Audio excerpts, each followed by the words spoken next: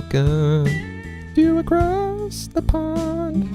I don't think that was loud enough. Welcome to Across Pond. Hello. My name's Dan. Daniel, I don't know. I never say my name. Whatever. I might delete that part. Probably not. Anyway, this is Across Pond. Hello. Welcome. Today I get to speak with Gavin. Gavin, he runs his own podcast. It's called Gavin Learns. It's really good. I normally don't plug that in. I think I also plugged it into the outro. I don't know. The little blurb I do at the end, but it's really good. You know, it's kind of like this. It's kind of like Cross Pond, except a little more informational, if you will. Not to say that this isn't informational, because I do feel like people can learn a lot from this, but he speaks with people who are like in certain areas professionally. For example, he had a talk with one gentleman that was an expert in mental health, or I'm not sure what that term is, but anyway, it's really good, so check that out. Anyway, I speak to him. We do talk a lot about politics. A little, I shouldn't say a little bit, we spend a decent amount of time just kind of like on politics and whatnot. So if that's not your thing, listen to this anyways. Like I always say, it's good to learn, even if you don't agree. So listen to it. We also talk about New Zealand and comedy and travels a little bit shorter because Gavin had to do some stuff, but you know, it is what it is. I had a great time regardless, so enjoy.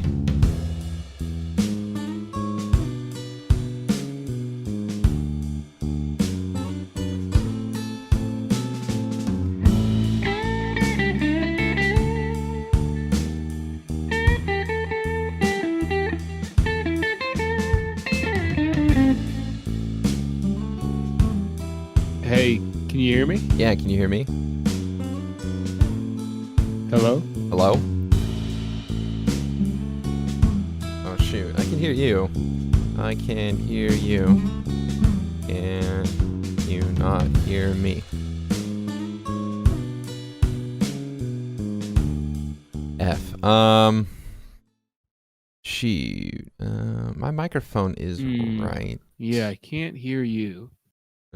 Check to make sure your audio output Have is your you configured your input mic? My input is correct. Okay, one sec. Shoot, this is scuffed already. Shoot.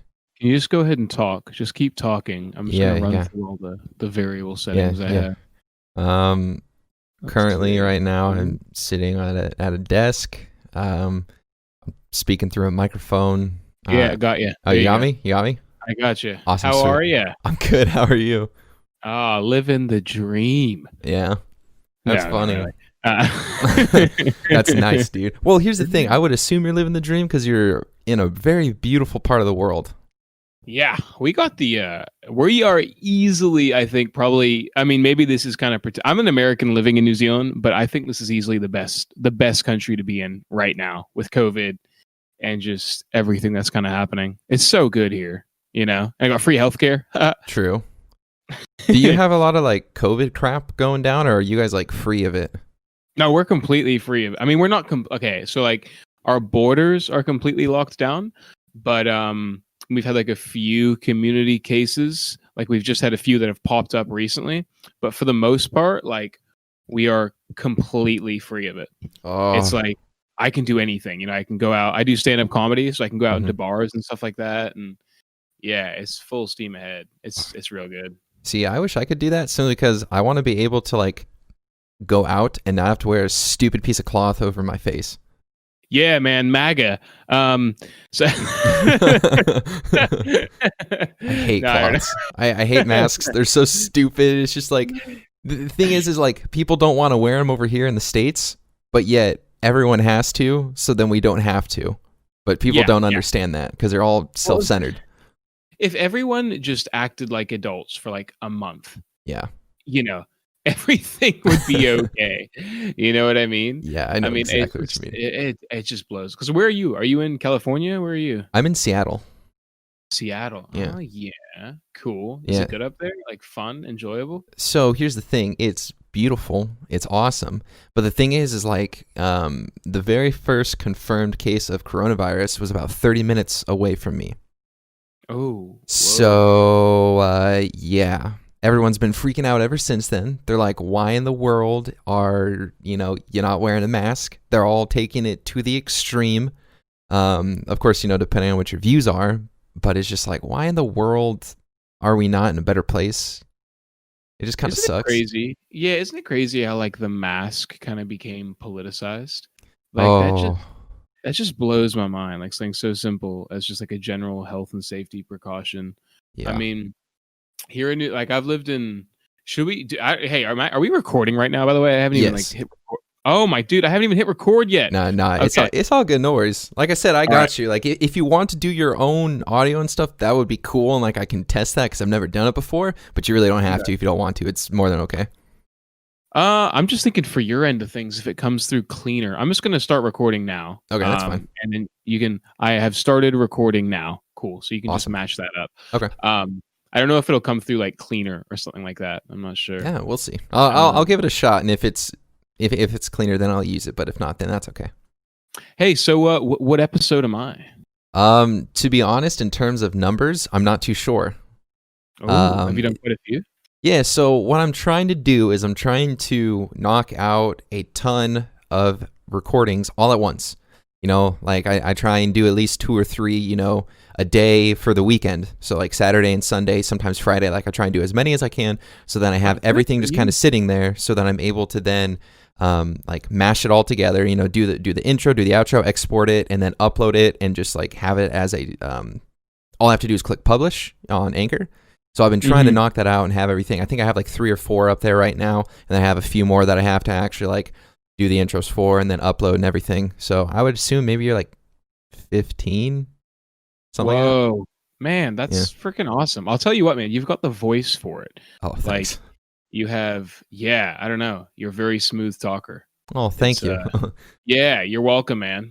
I would like to say the same about you because contrary, like I don't want to sound like some basic person, but like I have listened to your podcast and to be honest, I love it. I think yours is really good because the thing is that a lot of people try and do stuff that they either one don't fully understand and they just kind of try and then talk about it, or they just do something that everyone else is doing, but you're doing something and you're like, of course, it's Gavin Learns. And so you're trying to learn about certain topics, which a lot of people don't necessarily do. They try and just inform rather than learn. So they're not like fully educated on the thing. But then here's the thing. You're doing this in real time and then uploading it almost like I'm on a journey with you. It's so cool. And I love listening to it. I listened to the one that you talked about, or I can't remember the dude's name.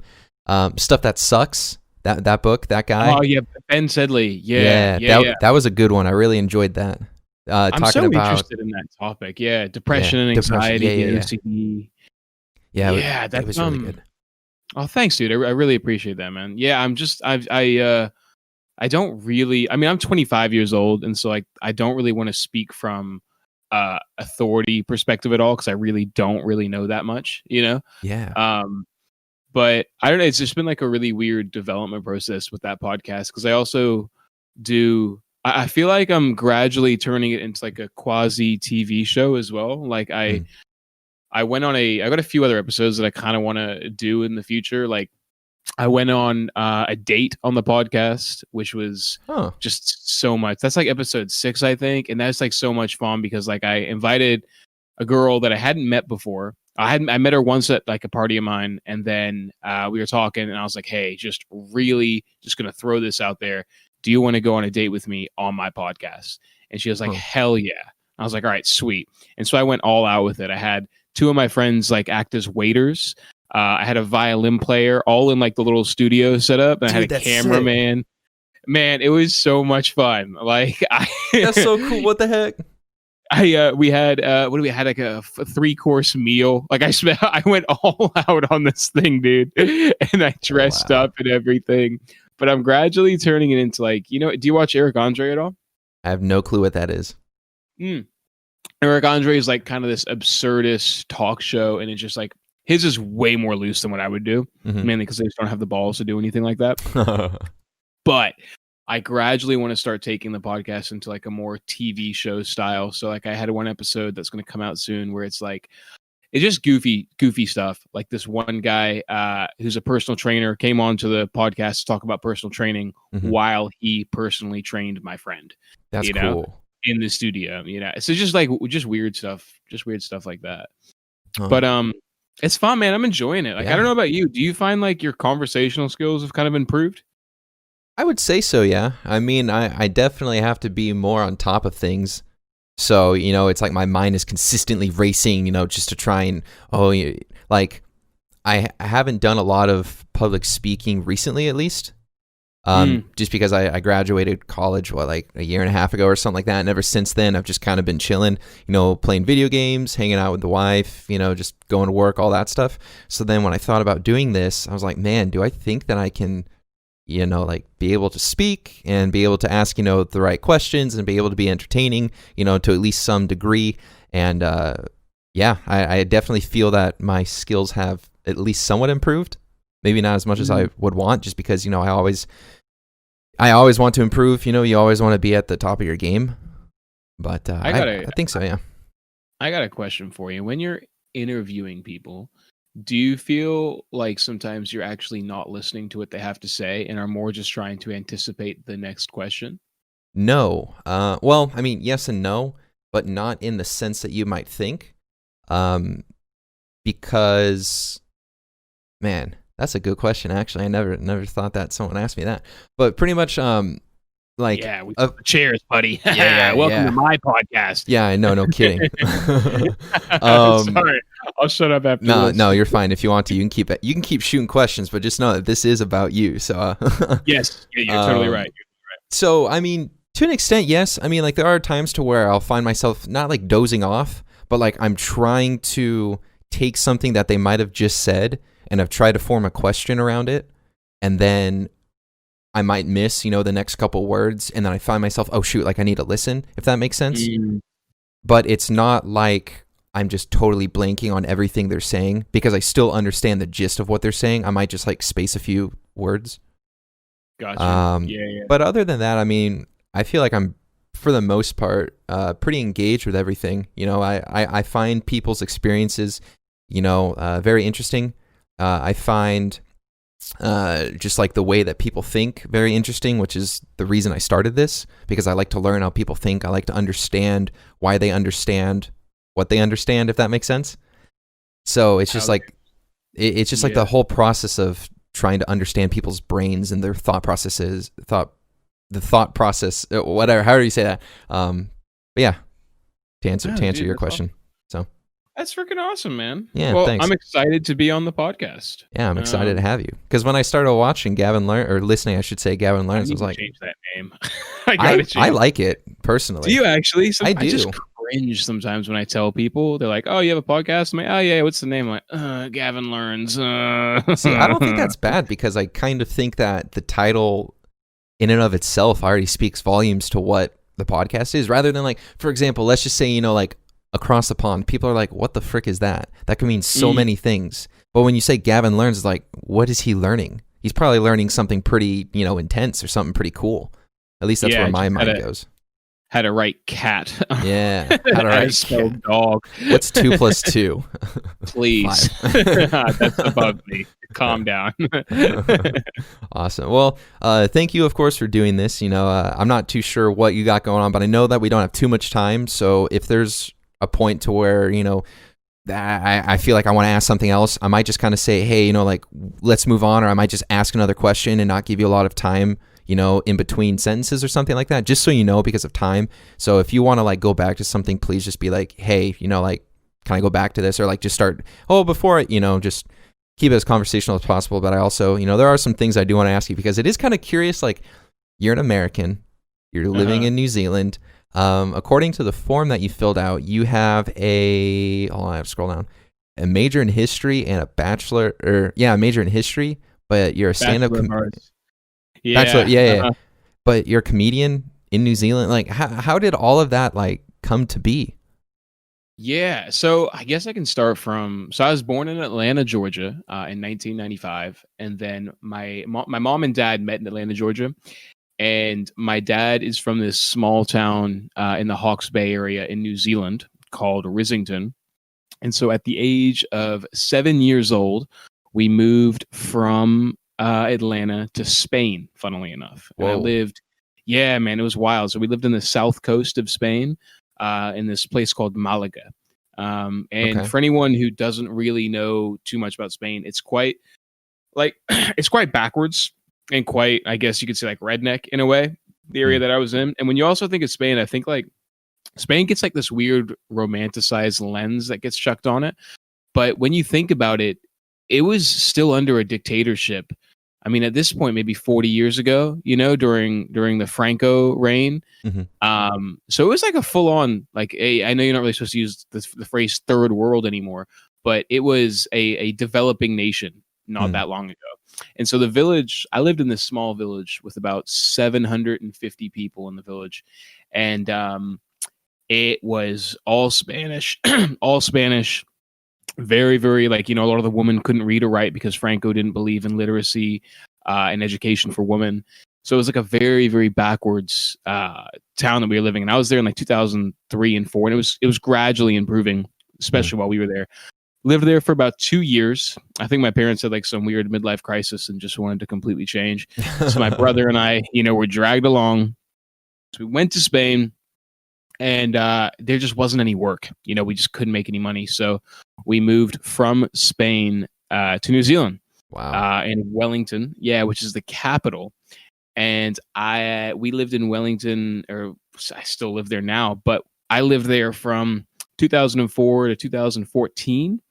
And then when I was 18 years old, I went backpacking from Chile to Bolivia and Peru. Wow. And it was crazy. It was so stupid when I look back on it, but I was like 18 years old. I had like $2,000 and I was gone for like 3 months. And I was just working in hostels for like free accommodation, free food, you know, because I was just trying to make my dollar last. And such a good experience. But I was there for 3 months, and then I went back to the States, back to Atlanta. And because I just wanted to like live in the States for a tiny bit. I wanted to know what it was like, because growing up, you know, I had this romanticized view of what the States was like. And it was great when I went back. But, you know, I grew up in New Zealand. I wanted to see what the States was like. So I went back to the States, lived there for 11 months roughly. And then after a while, decided to go travel again. So I flew into Mexico, and I traveled and hitchhiked all the way down to Peru again. Wow. And and then Peru, back to New Zealand. And then I started my degree in history. And then after my history degree, I got halfway through my history degree and I wanted to take like a little break. So I went to Melbourne, and I was just going to work in Melbourne for like 3 months, Melbourne, Australia. But I met a girl, and so I decided to stay for like another 4 months, and then ended up coming back to New Zealand, broke up with the girl, finished my uni degree. And then I've just been here since. Wow. And like you mentioned, dude, my degree was in history, and it was good, but I have firmly decided that I don't belong in an office, and I just don't really like working for other people. That's just like the conclusion that I've kind of come to with who I am as a person, you know? And then, dude, now I'm here in New Zealand during lockdown, doing stand-up comedy. And I'm gradually trying to turn the stand-up into like a full-time career. I just recently quit my full-time job and went down to part-time as a teacher aide, and the rest as stand-up comedy. Wow. That's a story. I'm grinding. Well, I mean, like, just to think like, I was born in Atlanta, and then my parents just decided to move to Spain. Like, who just decides to move to Spain one day? Like, what? An impulsive father. That's who. And then to go from Spain to New Zealand because you can't find work. I mean, not to say that like New Zealand is worse off or something like that, but like that's just such a weird jump. You know what I mean? Like, it's such a far jump from Spain to New Zealand to find work. Well, keep in mind, my dad is a Kiwi. That's true. We could have gone back to the States, and it wasn't so much like just to find work. I think my dad, similar to me with the States, you know, he kind of had like that romanticized view of what New Zealand was going to be like. And I love the place that I live in right now, Wellington. It's so nice. But being moved around so much as like a kid at like a young age. And I think like being the outsider in most of the environments that you kind of go into, coupled with like my personality, kind of made it like a bit difficult. And so that's kind of then led to like this idea of like escapism, you know, going to South America, going back to the States, going back to South America again. And yeah, but now, you know, 25, kind of settled, not as far as like, you know, not nearly as much as I would be like an adult or anything like that. I'd term myself as like a big kid, you know, who's able to pay his bills. There you go. That's one. No, that's what I would say. I mean, like I'm still a kid, you know, like I don't How care. old are you? I'm 26. 26. Yeah, I'm just a tad older than you. I was born September 94. I was born September. What day were you born? The 23rd. I'm the 26th. Hey, I mean, to be fair, what's your mother's maiden name?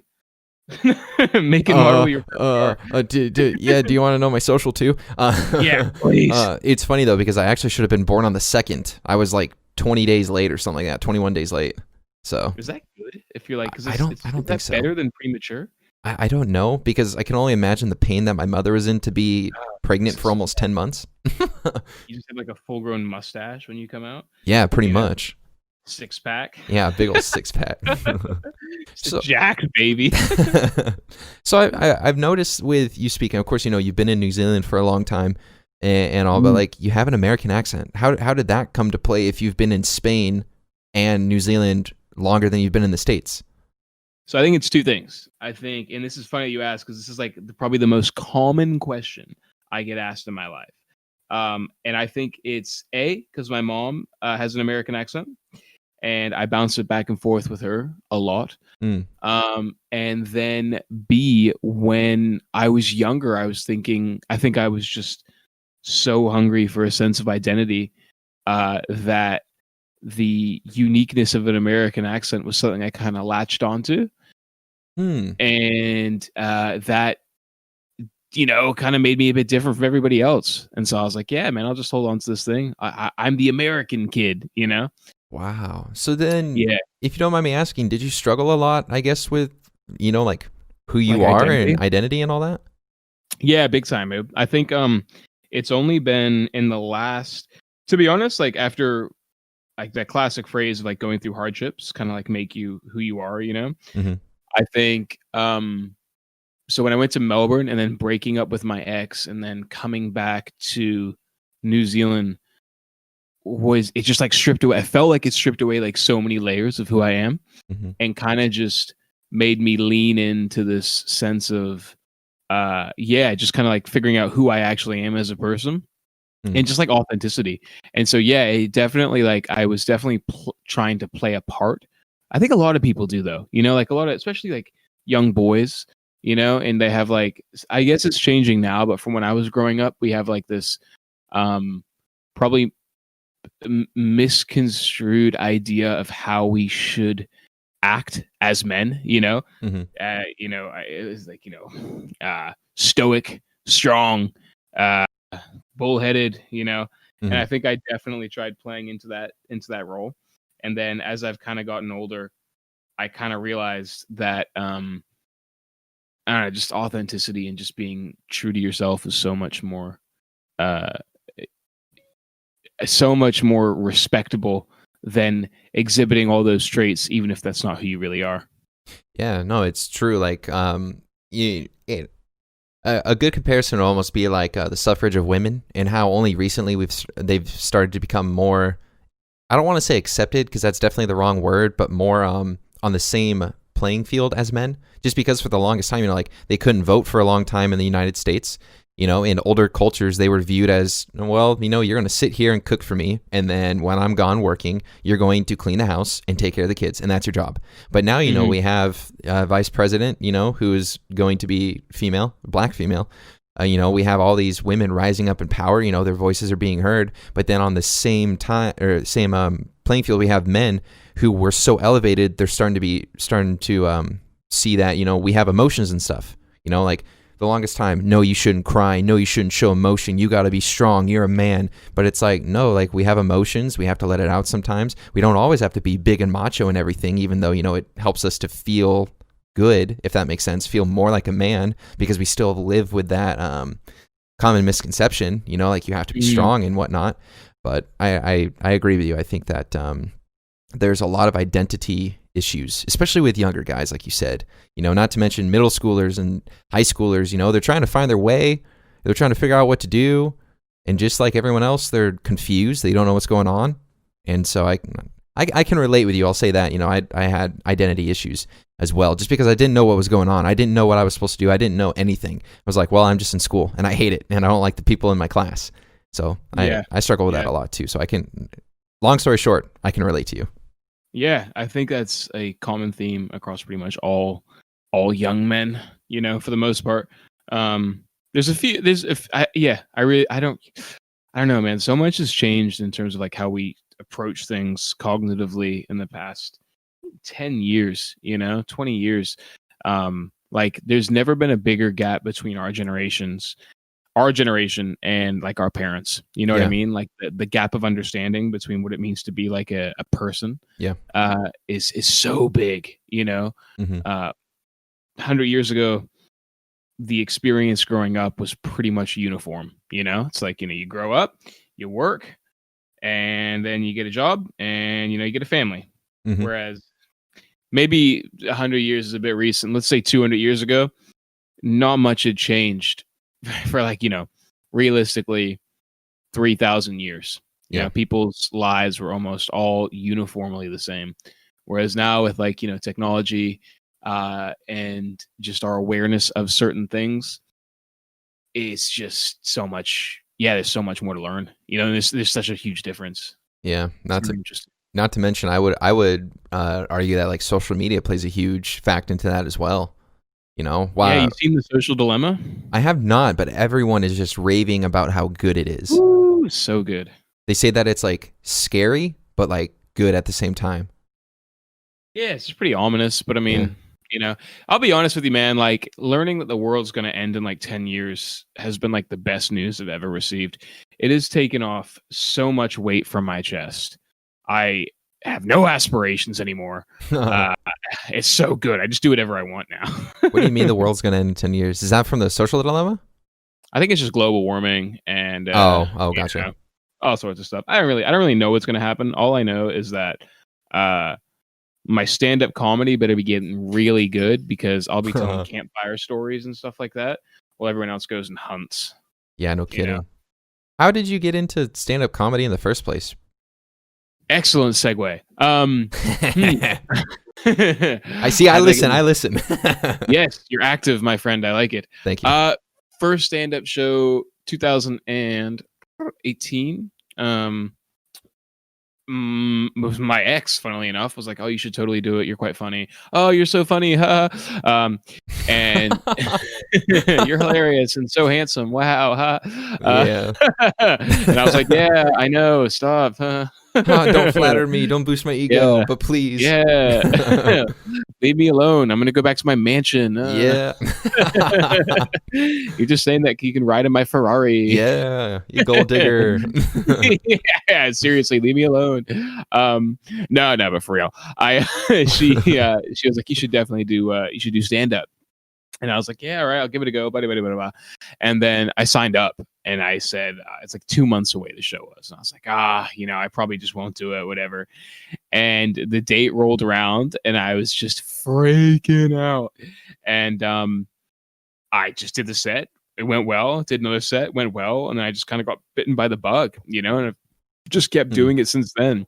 Like the way that I see it, it's one of the few professions that allows me to be reliant almost entirely on myself and not beholden to someone else. Yeah. And that's what I find super appealing, because I just hate being told what to do. Yeah.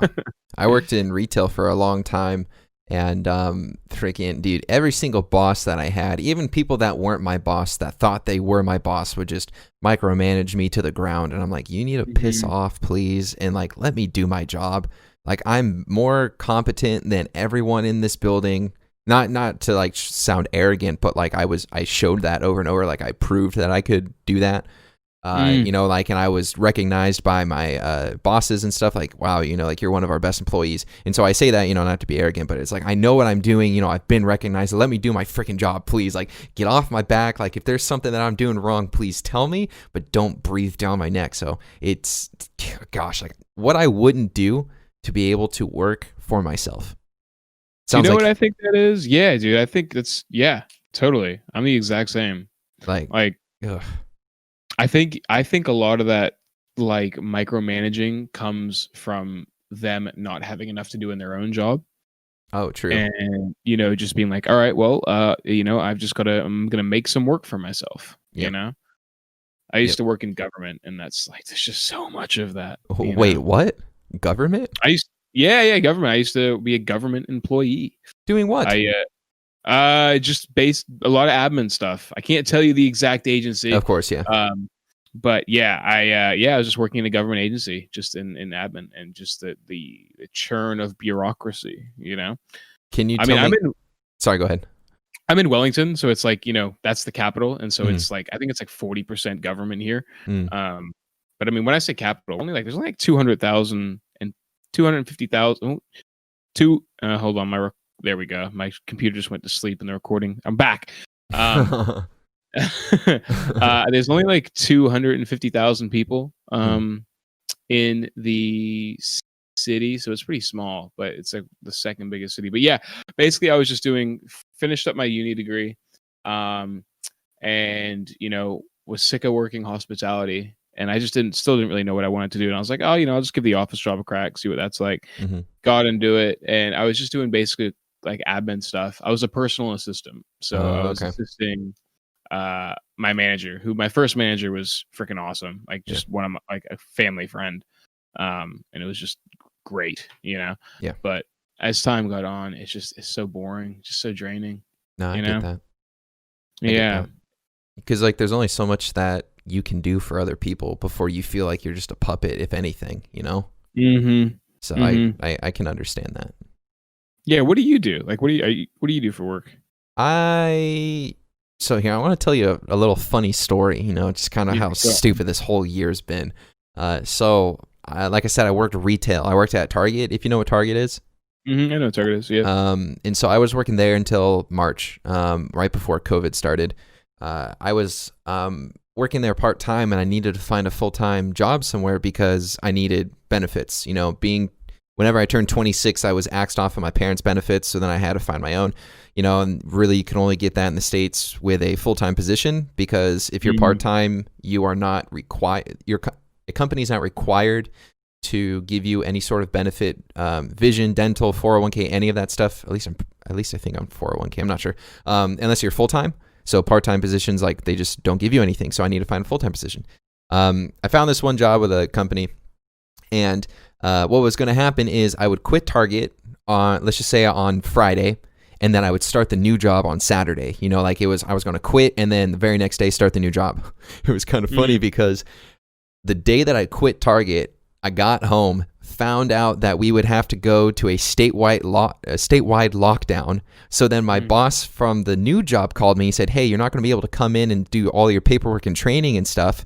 You're not fired or anything. We just can't start you because of the lockdown. And I said, well, that kind of sucks. And so I was like, well, I don't know when I'm going to be able to start this job or anything. So I started looking for new jobs, you know, and I love being by myself. You know, I love my wife and everything, but I love being by myself. It's just something that I've always loved doing. I like the quiet. I like being able to just, if I want to turn off music or podcast, be able to turn it off and just sit by myself, or be able to just listen to the silence. I love that. And so I was like, you know, let me find like a delivery job. Like, that's like, I know I could find a full-time job in that because it's Seattle and Amazon's here. So let me see if I can find an Amazon job.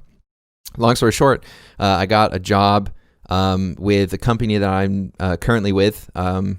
That old job that I was going to start, I told him, hey, like, it's not going to work. Pay was awful. And so this new job, much better in every way, shape, and form. So started this new job, and I'm a delivery driver for Amazon. But I am working for a company that is contracted by Amazon. So technically speaking, I'm an Amazon employee, but I don't have like any benefits, and they don't pay me. The boss that I work for that owns this company does all of that, if that makes sense. Yeah, definitely. Yeah. So Is it fun? Do you enjoy it? yeah. So here's the thing. I love it because of the fact that it's so easy. Like all I do is I drive around in the pretty areas of northern Seattle, and I listen to podcasts all day, and I just kind of, do me. I have my me time, so I love it. It's so nice. I have a question. What happens, right? Like, if you couldn't get another job, like, so for example, like, Target, you don't go back to Target, and then this, the company that you were supposed to be working for doesn't hire you. Do you just run out of money? So thankfully, my wife and we were very smart with everything. She was a substitute teacher in a lot of the counties around us, and substitute teachers make actually like really good money for not having really any responsibilities besides showing up. So she was able to do that, and I was able to, do as much as I could at Target. And so we had a nice lump sum of money saved up. Not to mention, we were living in my wife's recently deceased grandparents' house. Good for you guys. Yeah, so we didn't have any rent. We didn't have any like water bills or electricity bills or anything because it was still technically speaking their estate. So all the money that they didn't spend, that was technically part of the estate. My father-in-law would just use to pay for the place. So we were, living with almost no expenses besides internet and food. Wow. So we were very lucky. So fortunate. Oh, I know. We are so lucky. Very, very fortunate. So, I mean, if I didn't find a job, it wouldn't have been the end of the world. Simply because our expenses were minuscule to what we, could have had expense-wise. So I just kind of held out a little bit to try and find a job that I knew one would pay well, because cost of living in Seattle is stupid high, because minimum wage is stupid high, not to mention Seattle. And then, it was this delivery job was just kind of thrown my way, and things worked out. And boss is super nice, and everything's super good. So I could say, if anything, I'm just blessed. I'm so blessed to have this job. Yeah, it's such a foreign reality that you guys, like, if in the States, if you don't have a job, you could starve. Here in New Zealand, our social systems are so good. Like, so when we went into lockdown, right? Anybody who was unemployed, lost their job because of COVID, would get a wage subsidy from the government. And it was like an amazing subsidy. So if I think in total, like, we were in lockdown for like 8 weeks, and you could get a wage subsidy, a lump sum payment of $8,000. What? Dude, insane, right? What? So a lot of money. Like, my buddy, if you could demonstrate a 30% decrease in total revenue in your business as a contractor, you get that money as well. Wow. Yeah. And so everything was so good. And then worst comes to worst here as well. If you don't earn a certain amount of money, you can then apply for government relief funds so they can pay part of your rent. You can go on the benefit, and that pays you like $200 and something a week. It's just so good. Like, there's just the lack of worry, and healthcare is free pretty much, it's just, and it's so good. That's insane, because here's the thing, like, you guys, you're saying you're getting all this money and all this relief. Our freaking government gave us, well, to be fair, there was like, so they gave us a stimulus check, which was $1,200 for most of the people. There were some people who didn't qualify, but for the most part, a lot of people qualified. And so, we got this $1,200 check. We only got one, and they were supposed to give us like 3 or 4 more, but for whatever reason, our stupid government couldn't agree on it. Whatever. But the thing is that there was, and I want to try and say this as simple as possible. So there's unemployment, right, in the United States, and you can file for unemployment based on whatever stipulations without going into detail. You can file for unemployment. But because of COVID locking down everything, there were a ton of jobs that were considered unessential. And so you were able to then file through your state's government a quote-unquote COVID unemployment relief package thing. So it was unemployment, but it was because of COVID. So if you could prove, that there was a family member that got laid off, or you have someone who, is immunocompromised, pretty much, like, you could milk it, not gonna lie. Like, it was really easy to milk, but you could pretty much get unemployment through the government, your local government, which would, depending on your income and all these other stipulations, could be anywhere from like, say, $150 a week to $200 a week, maybe a little less, maybe a little more. But then because our government shoved a ton of money to each state, we got an extra $600 a week. So on top of the 200 or whatever it was. So we were making like $800 every week for quite a while. But the thing is that, as to my knowledge, that's going to have to be paid back over time. Oh, so it's a loan. Kind of. Right. I'm not too sure about how all of that works. All I know is that there are some people that were given that money, say, $800 a week. They were given that money and they're fine. But there was other people who had to pay it back because the government sent them letters and they're like, hey, so you have to pay that money back. No reason whatsoever. They just say you have to pay it back. Super weird. So to hear your government taking care of its people, giving you all these tax breaks, or I shouldn't say tax breaks, but giving you all these breaks and helping you out and free healthcare. Oh my gosh, what I would do for that.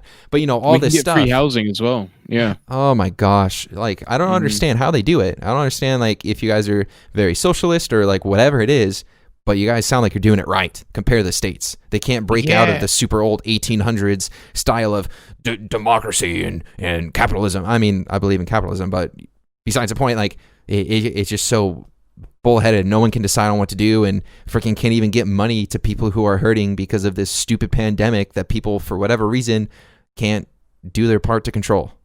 Yeah, it's the biggest argument I see against like this idea of like, socialism. And I guess New Zealand is like a socialist country, depending on how like you define it. But a lot of people will say like, it dissuades people from working, which has been proven to not be the case statistically. But they, will also say like, people should just be, I don't know how many people actually say this, but I think there's like a mentality around, pull yourself up by your bootstraps. But the reality is, if you don't take care of these people, like, listen, I'm all for empowering somebody to get a job and motivating them and encouraging them to get a job to get off of welfare. But the reality is, if you don't take care of that individual, they become a different form of a problem. You can spend, you look at like, European countries where they'll spend like, $35 on a needle exchange. And $35 per person on a needle exchange, a counselor to be present, and a nurse to be present, right? They take that away and they switch it to then that individual now has to start going about committing crimes to, fun, to basically, I'm using a terrible analogy. Basically, if you don't take care of these people, it becomes a more expensive problem and a different kind of problem down the road. Yeah. So if we don't take care of these people medically, give them housing, they don't have enough money to survive, they start stealing. And so then it becomes a bigger problem, and then it becomes even more costly. Then we have to start getting the police involved. Then we have to start getting a judge involved. And it just becomes much, much more problematic. Like, I'm all for aiming to get rid of these things and not encouraging a leech type behavior. But I think that phrase leech type disregards so many other factors. And I think I really have not met too many people who genuinely just, I don't want to do anything. I just don't want to do anything. There's usually something missing. There's either some kind of like, mental health issues. There's like this lack of purpose that they feel. And I really do think it's somewhat society's job, not necessarily shape itself around that, but to provide an avenue for that individual to better themselves and contribute. And it's just sometimes, and I see what you're seeing what we see in the States is those opportunities are not being provided.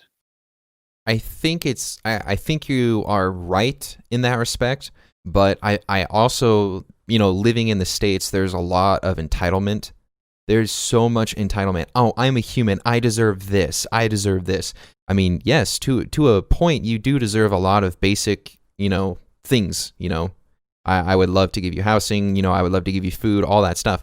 But the thing is that people are so entitled. They're like, oh, I just deserve this because I'm a human. But yet they don't work for it. When it comes to like phones or when it comes to a good wage, like for example, one of the big things here is that everyone wants to get paid more, regardless of what their job is. And like, I don't mean to be rude in this respect, but like, I don't see someone who's worked their butt off to go through medical school. Maybe medical school is a bad analogy because I personally believe that stupid doctors make way too much money, at least here in the States. But, you know, let's just say someone who studied their butt off to become like a chemical engineer or something like that, you know, something that just takes a lot of brain power. Like they should be making the money that they make because they really put their mind, you know, to the test and they really learned a lot of stuff compared to someone who works at McDonald's and flips burgers. You know, that's an entry-level position. You know, you're not supposed to really stay at that job unless if you really like it, you know, more power to you. But like that shouldn't pay more than someone who has gone through university, who has really put their mind to it and really excelled. And so then, you know, I'm just saying, you know, I'm using this as an example, but like the whole minimum wage thing, it's the entitlement. You know, oh, I need to get paid more because I don't get paid enough to live. I mean, we're already in such a big hole. Like if you raise the minimum wage, you know, for example, let's just say if minimum wage, I'm pretty sure in Seattle is right around $15. I could be wrong on that. But if they were to raise that to 20, literally the cost of living would just skyrocket because there's more money being made, which means that people can charge more. So it's like, how do you, like, I more rhetorically, like, how do you compensate for that? You know, and I think that your government, however they did it well. You know, they're providing all this stuff to help the citizens, but America's in such a deep hole. Like, I just don't know how we can get out of it. Because here's the thing. Let me say this real quick. I would love if socialism and communism would work. Here's the thing. It will never work. In my opinion, I don't believe that. Let me rephrase that. Communism will never work. Communism is never going to work because of how greedy people are. If people all had the same, the exact same ideas, the exact same moral behavior, everything, you know, at least for the most part, maybe not like religiously or whatever, but, you know, for the most part, if everyone was on the same level playing field, it could work. Socialism, I see, could maybe work, you know, like we're seeing it work in other countries to an extent, maybe not, you know, to the super hardcore extent, but like I would love if that stuff would work because I would love to support people who might not be able to work. I would love to support people, you know, who might have disabilities, but the people that are lazy, and it's very evident in the States of people that are lazy that are then getting all these benefits, and it's like, no. Anyway, sorry, I'll stuff on my horse.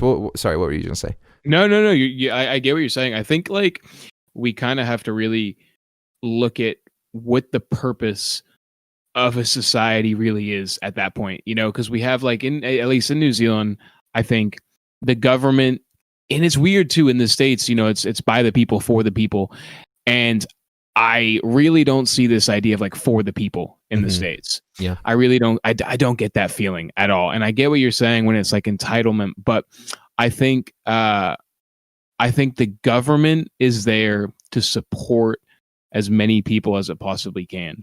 And the argument with the minimum wage, I mean, our minimum wage here is $18.50. And that's, I don't know what the conversion rate is. That's probably like, you know, $10 something, but it's, you know, it's just below the living wage.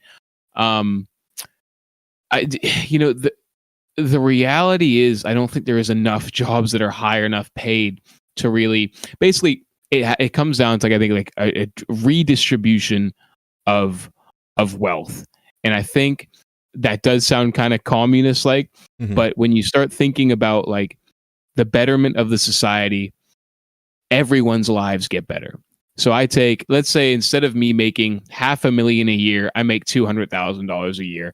I make a little bit of a sacrifice, but I can reallocate that $300,000 to a lot of other people, and their lives will drastically improve. So we have high tax rates here in New Zealand. We do, but we don't actually have a capital gains tax, funnily enough. And that's a big controversial thing. But that money is recycled into bettering the lives of as many people as we can possibly do so within society, depending on the type of government we have. Yeah. As well as that, like, I think the US's priorities are so weirdly, it's in a totally different playing field than New Zealand is. I mean, like, you know, you got this idea of like the world police, and I really do think there is a place for the US. And if I'm fully honest, I would much rather the US be the world police than any other country in the world. So they have a unique role to play in that. Mm-hmm. But their priorities are definitely, and from what I've seen, kind of out of whack with how things should be as far as a modern civilization goes. Yeah. You know? Yeah. No, I think yeah. Sorry, go ahead. it's like US is the US is like the last developed nation, I think, to not have socialized healthcare. I think you're right. Some form of socialized healthcare. It's just that just blows my mind. The richest country in the world, you know, it doesn't have some form of socialized healthcare. That's just insanity to me. I agree with what you're saying. The thing that really, here's the thing, you know, and like, of course, living in America, you know, I might be kind of biased in saying this, but one of the things that I see is that America, we boast about the land of opportunity. If you have a dream, you can make as much money as you want. That's the American dream, is making money, making enough money to then better your life, better your kids' lives, better your grandkids' lives. That's what the whole idea is. But the thing is as soon as people start making too much money, then they want to try and take that American dream away from them. That's where I see this whole weird sort of thing happening, because we want more people to come, and we want more people to, you know, say America is your home, and you know, you become an American citizen and you start this awesome business that makes life so much better for all these people, but you make too much money and all of a sudden you're the bad guy because you make all this money, because you uprooted your life, came to America, started a business, sacrificed everything, and now you have too much money, but yet that was the American dream. So then why are, like, I agree with what you're saying. I do think like there comes a point in time to where maybe too much money is too much. Like, what do you, like, for example, and I've actually talked about this a lot, just because it's like, I don't know what the answer is, what the right answer is, but like, for example, Jeff Bezos, dude, he's worth like over $200 billion or whatever it is. What is he ever going to do with that much money? But in the same respect, he started a little tiny garage, or a little tiny business in a garage from nothing. And he built Amazon out of his garage with just books. And it grew up to this giant empire that it is now. But That's yet a great point. He's criminalized, though, because he makes so much money. Thing, dude. I totally, that's a great point. He's provided a lot of jobs, but also look at how he treats his staff. And oh, no, you're totally right. And this is where I think we can kind of use this analogy as like a really useful one, where it's like, he's worth so much money. Why not just take 1 billion off your net worth? And once again, when we talk about 200 billion, he doesn't have 200 billion in cash. You know? Yeah, it's his net worth. Sorry. Yeah. Yeah. I know. I'm not correcting you, just for other people. It's no, like, yeah. This guy's worth 200 billion. It's like, wow, you could buy the world. It's like, no, not really. You know, that fluctuates by $1 billion each day, depending on the stock price. But let's just say he decides to shave a bit off that net worth and say, hey, listen, I'm going to decrease the value of my company by 2 billion and ensure that all my staff can live a high quality of life. That is a perfect analogy for how I think society as a whole should operate. And it comes back to this idea of fairness. And I know a lot of people hear that word and like, oh, here we go. You fucking, sorry, excuse my language. No, you're fine. You're fine. You goddamn commie, you know, you're going to go ahead and, you know, equality of outcome. It's like, no, it just allows, it's basically looking at society collectively and being like, okay, let me ensure that my society, not just me, and this is where I think like it's a very interesting cultural phenomena. I do feel like in the States, there's like a lot more of a, I'm looking after myself rather than I'm going to look after everybody collectively as a society. Like, 100%, let me do, let me do well. And then when I get rich, maybe I'll help someone else. And there's really no feeling of like, let's build. And I think that's a symptom of a larger nation, and a larger nation with as many freedoms that have been so ingrained in the culture. You know, like if you get to a third biggest country in the world population wise, you start dealing with that, and then you start looking at just what it's been founded on. So much of those freedoms are individual liberties, individual. And I hate to say it, but you got to compromise on some of those individual freedoms to have a better society as a whole. That's what civilization ultimately, it's like a classic thing. I'm just gonna, you know, everyone's gonna, if you know anyone hears this, but like, you know, the idea of like saying, okay, let me have a fully automatic rifle. It's like, okay, that's good for you, but then you apply that to the rest of society, it's detrimental to the society as a whole. Compromise on the individual freedom, and then you're going to have an overall better freedom for society. In New Zealand, you can't have a fully automatic rifle. We had one school shooting, one mass shooting. I don't know if you heard about that in Christchurch. Yeah. No semi-auto. Now we have no semi-automatic rifles. And gonna be honest, like no one's worse for it. Like everyone, okay, sure, there's a few people who are pissed off that they can't, plow 10 rounds into a wild boar in 4 seconds. But it's like, for the most part, things are just better. And it's just, it really is thinking as like a collective society. No, I think, selfishness is kind of what I see a lot of. No, you're totally right. Like people in America are very selfish. Like it's all about. And here's the thing. I know you were just talking about, like the collective, I'll just say the country, like you're pretty much talking about the country, and like it's true, like the country in and of itself is very just selfish, but like the people in and of themselves, 99% of the people that you meet on the side of the road in America, they're selfish. They're just very selfish. And that's just like how it's that. I'm not sure where that stems from. I would assume it's the individual thing like you were talking about, because like I'm not disagreeing with anything you're saying. I'm agreeing with everything you're saying. Like my father likes to hunt and everything, and like the whole gun thing is just like I really don't care. Like there's certain things, being an American, having these liberties, that people talk about. The American dream, dude. We've been brought up on it. You know what I mean? Like, I will make it. I will do it. It's just like it's hard to talk about, because almost everyone else in the world, if you mention guns, why do you need a gun? And it makes sense. Like a lot of people don't. But here's the thing, like, and this is me speaking straight out like an American mindset, because that's pretty much what I know. Yeah. Like there's so much crime in America as well. Like people have guns to defend themselves. And then you get into that whole sticky situation of an argument, just because America in and of itself, it's not as paradise-like, as some of these other countries. Not to, of course, elevate and say one country's better than the other or something like that, but there's just so much wrong with America right now on all different aspects that it's hard to really say, oh, we just don't need guns. Oh, like we could just universal healthcare. Like I wish it was that easy. I wish that we could start to move into that thing, that mindset of, we're going to change kind of how everyone's working. We're going to try and change the rules a little bit, so then we're more inclusive, because I do believe that we need to be more inclusive. We need to be unified, not divided, at least as a country. I'm not sure about the rest of the world. I mean, I would assume so, yes, because, everyone needs to be closer together. We're just one big giant force on a planet. We need to not hate each other. But it's the idea of like, how do we go about that because of how deep America is in the hole? Do you know what I think it is? I think it's a system-wide overhaul, because we look at all these things in isolation. Like, I need guns to defend myself. It's like, yes, okay, but you need to defend yourself because there's crime. How do we go about addressing crime? Okay, someone can't pay for their medical bills, so they start robbing. Right, okay, so it's all interlinked. It's all intertwined. And like, here in New Zealand, things are, I can walk around town, 2 a.m. I never feel scared walking around in town. And it's really is just like a system-wide overhaul of things. Yeah. But yeah, I don't know. It's such a behemoth of a task.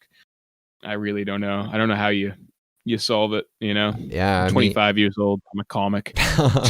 No, and like, you're asking the right questions, because to be fair, it's not just the one person that can't pay their medical bills. Not to say that argument isn't valid or anything. And like it is a valid. Yeah, there's so many other things. It's not like you can just look at one thing. Like there's so many different topics that people can argue and nitpick these little things and then blow it up to be something that it isn't. It's just so messed up how deep America is in the hole. Not to say that everything is wrong, but there are a lot of things that are very behind in times that I feel like we could do better at. But I feel like it all just circles back to that whole, people are just narcissistic. They're just so focused on themselves in this country because of whatever reason, that like, I need to do this so then I can make money, because I need to blah, blah, whatever it is. That's the mindset here. And I don't know how someone could change that. It's so sad to see. It really is.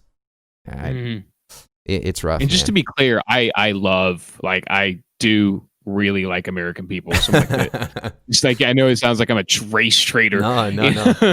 But like I the nicest people. And when I moved back to Atlanta, the nicest people ever met, so welcoming, so kind, so warm. And I and that's Yeah. why it feels like the biggest tragedy, Yeah, 'cause some of the it really nicest is. people have some of the weirdest views. Yeah, But yeah. it's super messed up. Anyway, enough about that crap. Tell me a little bit about your podcast and like kind of how you started it and like what was the drive behind it? What Sir. Gavin Learns, like what Gavin about it? Learns. Yeah, so I started the podcast, I don't know, about coming out of lockdown here. It's like 2000 and this year. Sorry, what am I saying? This year, like 3-4 months ago, I didn't. I just liked the idea of doing a podcast, and I wanted to do something alongside my stand-up comedy. Mhm. And I saw my podcast as a way to support the growth of my stand-up and to just reach new people. And just something fun to do. Like I really enjoy it. I enjoy like the grind around it, the working, the logistical side of things, and the sense of purpose that it kind of gives, even though it's like tiny. I mean, I don't know about you, but I've got like 42 subscribers on my YouTube channel and maybe like 10 listeners an episode, so it's like nothing. But just to have something to like aspire to and slowly grow, I find that just like really, really rewarding. So then what kind of made you go behind the whole idea though of like, I want to learn something rather than doing like, a stand-up kind of podcast? Oh yeah. Okay. I get it. I thought like the stand-up kind of podcast was just so tried and true, kind of watered down, I wanted to do something because I'm a big fan, like, so classic. I'm a big fan of like Joe Rogan, Dan Carlin, like Hardcore History, things where we just explore topics, and talk about things. And I find those like so interesting. And I love a good stand-up. Like I love History of Hyenas podcast, Tim Dillon, which are comedy ones. But I don't know how good or funny I am off the cuff on a podcast. And I know that I can be interested in a whole range of topics. And so honestly, like I want to get to a point where I can start interviewing people with like really crazy, messed up backgrounds. Like I want to do, I was supposed to have this Sunday, I was supposed to have a sex worker come on the podcast and just talk about that. Yeah. I thought that was going to be freaking interesting. Yeah, that'd be cool. She bailed, she was late, 50 minutes late. And so I just said, we're not doing this. And so she's going to come on some other time. And then there's this other guy who like, suffers from just chronic depression. I really want to get him on and just talk about that. I want to get like a drug dealer on. I just want to get like a whole range of just like, have you ever heard of that YouTube channel, Soft White Underbelly? No, I have not. It's this guy who like interviews a lot of criminals basically, and just people from just like drug addicts, criminals, drug dealers, burglars, rapists, all just a whole range of freaking people, and not glorifying any of that behavior at all, but just it's very interesting getting their perspective and just hearing with their view on things. I just find that so fascinating. Yeah. That's a big thing for me. Yeah, to kind of just understand why people think the way they think, regardless if it's wrong or right. I just find it kind of interesting. Like, you said like a drug dealer, like, why do you deal drugs? Is it because you need to make a living and you can't find another way to do it? Or is it because, you like getting free drugs? Or is it because you like watching people's lives become totally destroyed? Like just the psychology behind it is really, really cool to me. Not to say that it's right or wrong in any way, shape or form, but just to see that, understand it. It's cool. Yeah. Yeah. I love it. Yeah, and it's kind of cool, that you're doing that too in terms of like, you talk about, with one guy, you talk about depression and anxiety and you get to understand that a little bit more. And then there was one that I listened to and it was, I can't exactly remember, it was about like accounting and money, I think. Oh yeah, James Evans. Yeah. Nice guy. It was interesting, just to kind of hear that whole thing. And, it took a totally different turn because I can't remember if I listened, like what order I listened to them in, but, like from accounting and then all the way to, depression and anxiety, mental health, like just that shift in topics, in the same podcast is so cool to me because then, you're not just conversation, right? Yeah. Yeah. Regular conversation. Yeah. That goes for an hour. I mean, how often do you have like an hour-long conversation as well, though? Pretty wild. Yeah. Especially about something that is impactful and interesting and you can actually benefit from rather than just like, hey, do you like, what's the weather in New Zealand right now? Is it rainy? Oh, cool. Like I had rain too. You know what I mean? Yeah. What do you study? Oh, cool, man. Yeah. So what do you do for work? Pretty much how we started this, to be honest, but you know, you break through it. Yeah. I wonder if it's like, do you find like do you reckon it's easier to talk to people, just over audio, like as a phone call rather than like face to face? Well, two things behind that, and I'll say this, and then depending on how we're doing on time, we'll wrap things up, just because I know you got stuff to do. But I don't want to do audio video for two reasons. One, because a lot of the time people I feel like wouldn't do it, and I don't want to broadcast my face to someone who doesn't want to reciprocate that. And then two, it's just like I just find it easier to not have to worry about like staring into a camera to make someone feel like I'm looking at them, if that makes sense. Yes. That's just like the thing is I would be staring at the screen looking at their eyes, but they might want me to look into the camera to make it look like I'm looking at it. Like I just don't want to have to deal with any of that. I just feel like it's much easier to do audio. And then not to mention, this isn't a video podcast. Like I don't feel that a random stranger that I meet on the internet would want their face to be on the internet. And so I was I'm just going to skip all of that. There's been a few people that are like, hey, do you want to do video? I'm like, I kind of want to stay not anonymous, but like I want to stay consistent. Like I don't want to have to do one, just because, and then the next one isn't, just to kind of stay like, I guess, true to what I started out to kind of do. Yeah, fair enough. Yeah. So, I get that. But I mean, like, I'm not against it, but I think just for sake of ease and anonymity. Yeah, fair enough, dude. Yeah. Well, hey, buddy, thanks for. I do have to shoot. Yeah. But thanks for having me on. That was very enjoyable. Yeah, I had a good time. I'm glad to hear. I hope it wasn't too short. No, it's fine. And like I knew that we would only have an hour and everything, and that's kind of how I like to keep these. There have been a few that I've gone over, but an hour's a nice thing. Thanks for being open about like everything and kind of helping me see a little bit out of my American bubble and kind of like into the whole New Zealand lifestyle and all that stuff. So I really appreciate it. And being so open and everything. Do you want to do any shout outs just real quick before you leave? Just my channel, my podcast, Gavin Learns. You can find that on YouTube, and you can pretty much find it on any place where there's podcasts. Spotify. I just do the same thing as you, distribute it on Anchor. Check that out. Let me know what you think. And that's about it, dude. Yeah, it's really good, by the way. I can vouch for this. It's a good podcast. Thank you, sir. Yeah, of course. Anyway, enjoy what you do. And I think it's like morning time for you, yeah? Or like afternoon? 5 p.m., yeah. 5 p.m. Jeez, and it's like... what time is it there? 8 p.m., but I'm like... I'm on the 9th, November 9th. We're on the 10th. It's Tuesday for us right now. Crazy. It's so I got a comedy show tonight, too. It's going to be freaking, wild. Woo! Yeah, dude, good luck with that one. Thanks, man. I'll catch you later. Thank you. Bye. Yeah, of course. Have a good one. See ya. Yeah. Wait, so this isn't over. As you probably realized, I didn't ask the question that I ask everyone. What is a piece of advice that you would give someone? That was a question that I forgot to ask because of time. Time was just kind of short, and we just kind of kept going, and it slipped my mind because I was so worried about making time, making sure that Gavin could get out and do what he wanted to do. So what I did is I emailed him and I said, hey man, like, what is a piece of advice that you would give someone? Because I honestly forgot to ask you that. And so this is his response. The final question. What is a piece of advice that I would give somebody else?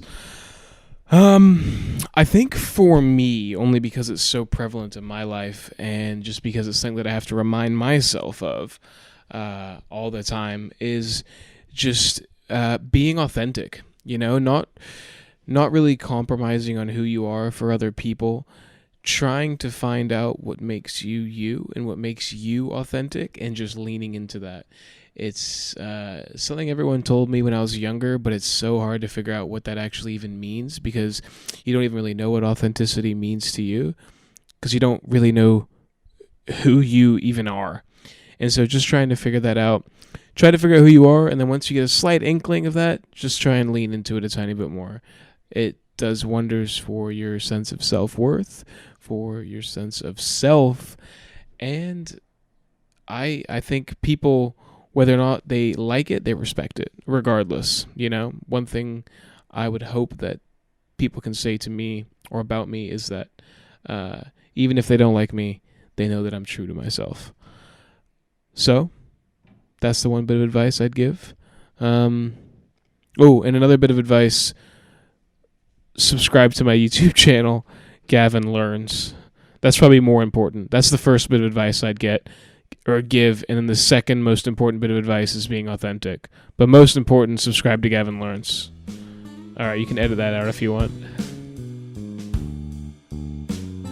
That was great. Gavin's an awesome dude. Definitely check out his podcast. I like it a lot. The ability to come back to the same podcast and hear about so many different topics is very crucial, I feel like. So it's not just, I'm going to learn more about technology. You know what I mean? So it's really cool. But thanks, dude, for speaking. I hope, y'all could enjoy that. We're talking a lot about politics simply because of the fact that politics is still rather fresh in the States. We just finished an election, like I said, just a few minutes ago. It's the, November 9th, just 6 days after the election. So politics are pretty, still pretty fresh in a lot of people's minds. So, but yeah, I had a great time, dude. Thanks for being here. Again, good luck with your show, even though it's technically speaking already passed, but not already passed when I'm recording this anyway. Thanks. Yeah.